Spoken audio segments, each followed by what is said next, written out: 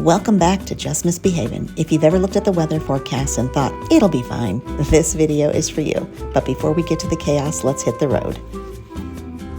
Welcome, my fellow misbehaviors. Good morning.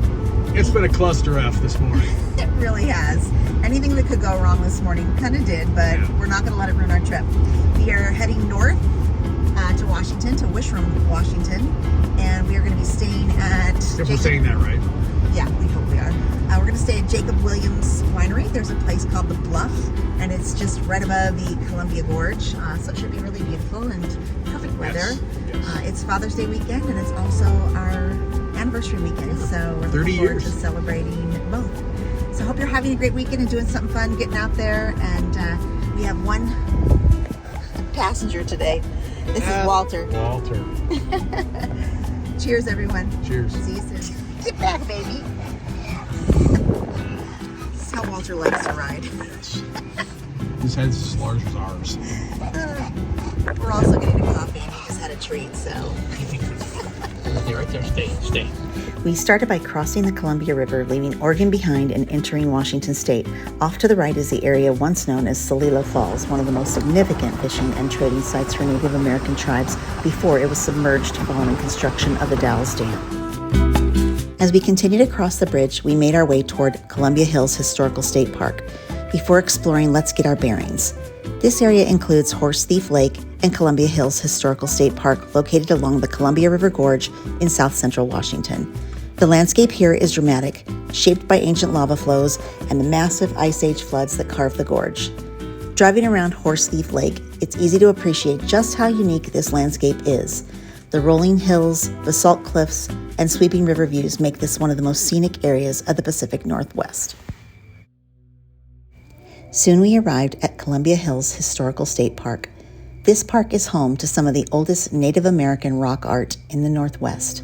Some of these images are thousands of years old and provide an incredible glimpse into the cultures that lived here long before modern settlement. For centuries, this area was home to Native American villages. Lewis and Clark even camped nearby and documented the wooden houses they encountered in their journals. Many of the petroglyphs visible today were actually relocated in the 1950s before rising waters from the Dalles Dam submerged their original locations. What remains today is only a small portion of the rock art that once existed throughout this region.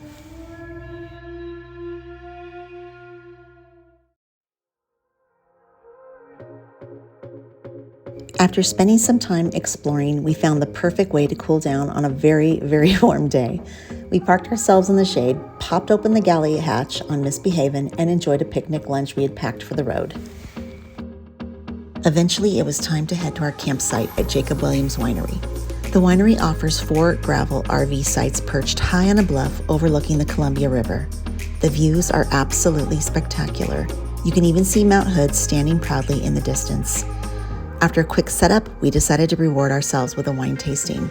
The wines were outstanding and the charcuterie board was equally as impressive. At the time, we had no idea these wines would become our favorite of the entire trip. While we were relaxing indoors, something else was happening outside. The wind.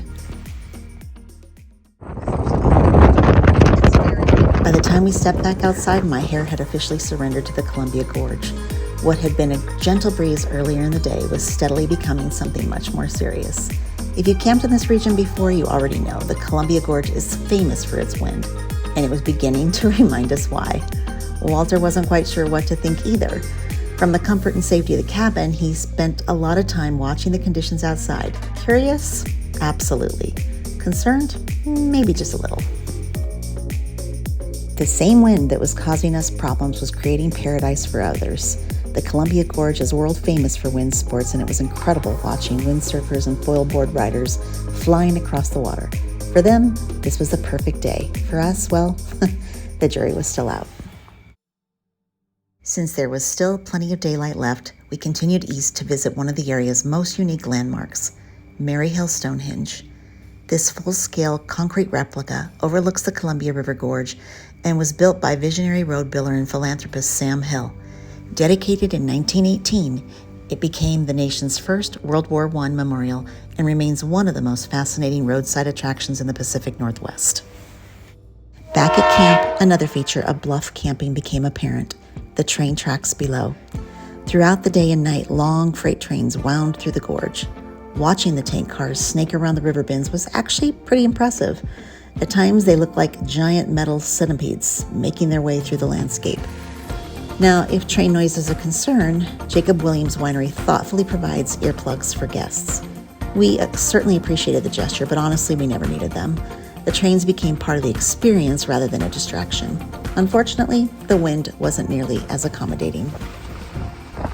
In hindsight, the correct solution was simple: rotate it 90 degrees. At the time, however, we were about to learn that lesson firsthand. To be fair, some of our equipment performed exceptionally well despite the conditions. Quality gear matters, and several pieces handled the gusts without complaint. Items that don't move in about 20 to 27 mile an hour winds. This, I think, would be the best thing if you even have a Timbo Tusk. I'm not sure. I believe the disc on the Timbo Tusk is affixed. I think it's welded. I'm not sure. But having the actual plow disc just rotated upwards, plus it keeps it clean. Wind just blows right off it. The other thing that we have is our Free Spirit tripod LED lamp. That again, just rotate the upper head where the solar panel is to a straight, and that doesn't shift.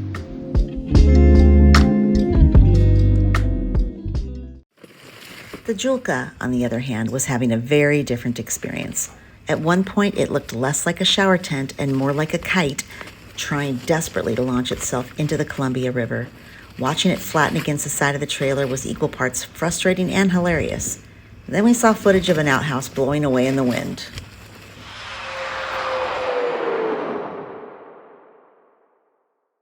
Honestly, it felt a little too relatable. Fortunately, once we repositioned everything correctly and folded it down when not in use, the situation improved considerably. A simple 90-degree adjustment made all the difference.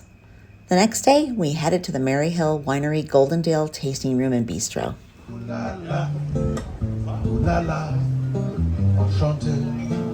Patio is absolutely magical. The views stretch for miles. The atmosphere is relaxing, and we were treated to wonderful live music from Andrew Gomez, whose performance made an already beautiful afternoon even better.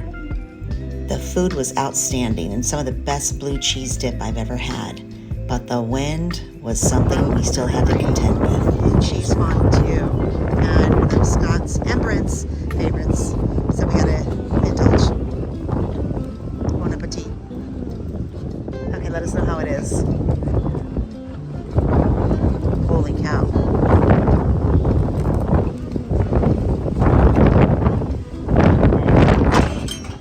Oh, another thing that's not good about the wines.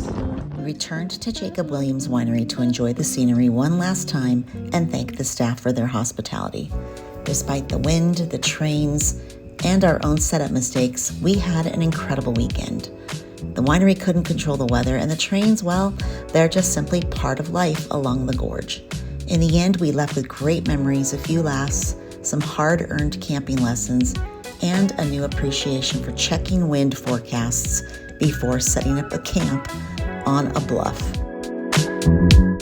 And if you're wondering whether we do it again, absolutely. We just rotate the Julka first. Thanks for watching. If you enjoyed this adventure, be sure to like, subscribe, and join us for the next Just Misbehaving camping trip. See you down the road.